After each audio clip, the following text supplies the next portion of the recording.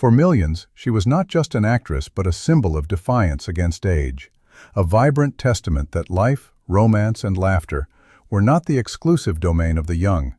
She was Blanche Devereaux, the man-loving Southern belle of the Golden Girls, a role that cemented her place in television royalty, earning her an Emmy and the enduring love of a global audience. But behind that dazzling, flirtatious smile was a life of complexity, a resilient woman who navigated 6 marriages, personal health battles, and the demanding world of show business with a grit that was all her own. Her story is one of Oklahoma roots, Broadway dreams, iconic success, and a personal life as colorful as any of Blanche's famous silk robes.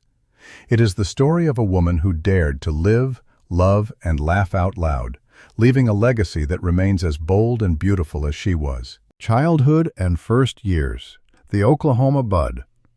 Long before she was the toast of Miami, Rue McClanahan was born on February 21, 1934, in the small town of Healdton, Oklahoma. She was the daughter of Dreda, a beautician, and William McClanahan, a building contractor. Her roots were a proud mix of Irish and Choctaw, with a great-grandfather named Running Hawk, a lineage that perhaps contributed to her fierce, spirited nature. Raised in Ardmore, Oklahoma, young Rue showed an early flair for the dramatic. She was a standout in her high school plays, a member of the National Honor Society, and a gold medal-winning orator. Her talent was undeniable, but her path wasn't simple. She earned a Bachelor of Arts degree from the University of Tulsa, graduating with honors not just in theater but also in German. It was a clear sign of a sharp, disciplined mind behind the captivating performer, just waiting to emerge. She was a small-town girl with a powerful talent, ready to take on the world. Private and emotional life. A life of many loves. Rue McClanahan's heart was as full and complex as her career.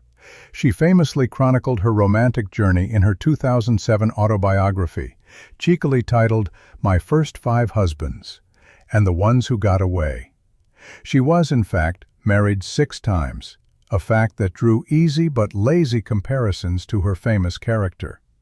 Her husbands were Tom Bish, 1958 to 1959, Norman Hartweg, 1959 to 1961, Peter DeMeo, 1964 to 1971, Gus Fisher, 1976 to 1979, Tom Keel, 1984 to 1985, and finally, Morrow Wilson, whom she married in 1997 and remained with until her death. From her very first marriage to Tom Bish, she had her only child, a son named Mark Bish. Rue's devotion to her son was a powerful anchoring force in her life. She shared a poignant anecdote from her third marriage, to Peter DeMeo, which was fraught with tension.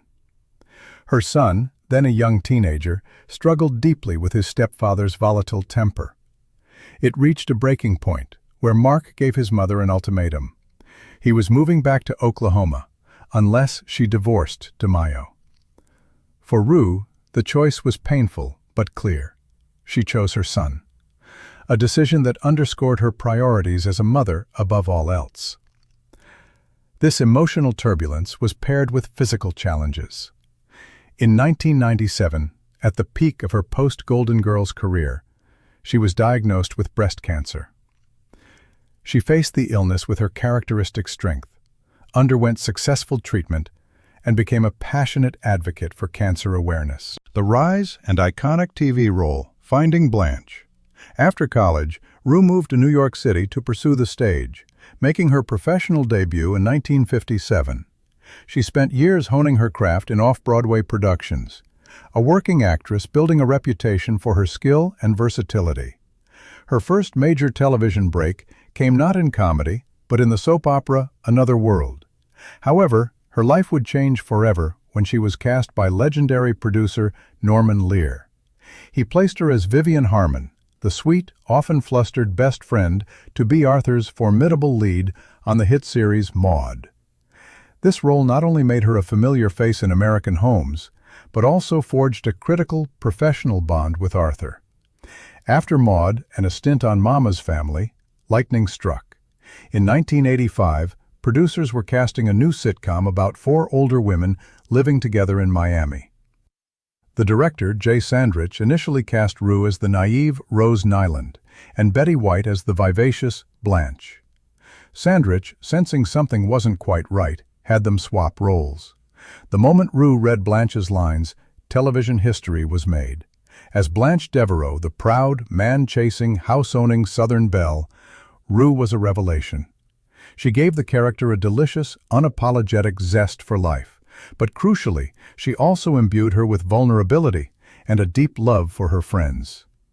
The Golden Girls was a cultural phenomenon, proving that stories about women over 50 could be hilarious, smart, and a massive hit. The role earned her an Emmy for Outstanding Lead Actress in 1987.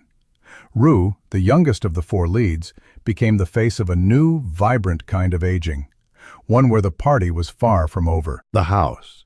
For fans who loved Blanche's stylish, wicker-filled Miami home, Rue's real-life homes were a source of great fascination.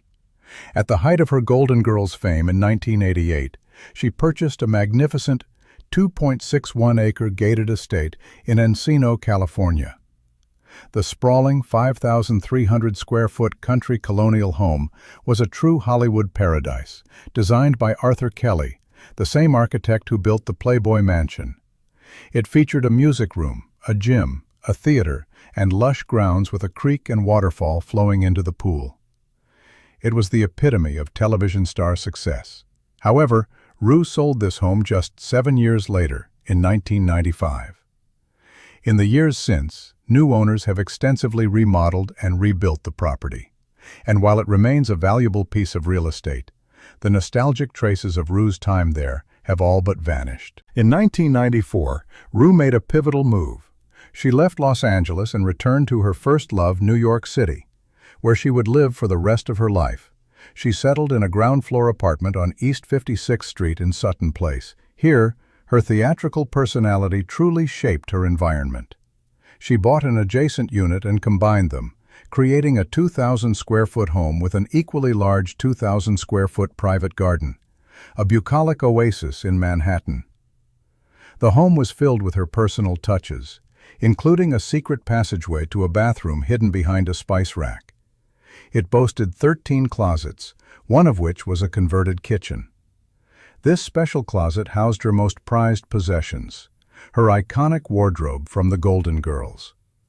Thanks to a clause in her contract, she was allowed to keep all of Blanche's famous outfits, and she preserved them there, a glittering archive of television history. Later years and tragedy, a curtain call too soon. After the Golden Girls ended, Rue remained active, returning to the stage, appearing in films, and guest starring in numerous shows, always bringing her signature energy. She was planning a one-woman show, a project she was deeply passionate about. However, her health began to fail. Following her successful battle with cancer, she faced new and more serious challenges. In late 2009, she underwent heart bypass surgery. While recovering, she suffered a minor stroke. Then, on May 31, 2010, she suffered a massive, debilitating stroke. She passed away 3 days later, on June 3, 2010, at the age of 76. The public reaction was one of profound shock and sadness. While Estelle Getty and B. Arthur had passed before her, they were older and had been ill for some time. Rue was the youngest Golden Girl, and her death felt premature, a vibrant light extinguished too soon. Her co-star and dear friend Betty White expressed the public's sentiment, noting the deep shock of her loss. As everyone had believed, she was on the road to recovery. Her unforgettable legacy. Rue McClanahan's estate was valued at an estimated $5 million. But her true legacy is not measured in dollars, but in laughter. Her friend Michael LaRue managed her estate, curating her extensive collection of personal items and those famous Golden Girls costumes for an online sale, allowing fans to own a piece of her history, with proceeds benefiting her son and her favorite charities, including her passionate animal rights causes. Today, Rue McClanahan is remembered as more than just a brilliant comedian. If you miss the Golden Girls, please hit the like button and subscribe for more classic TV tributes. See you next time.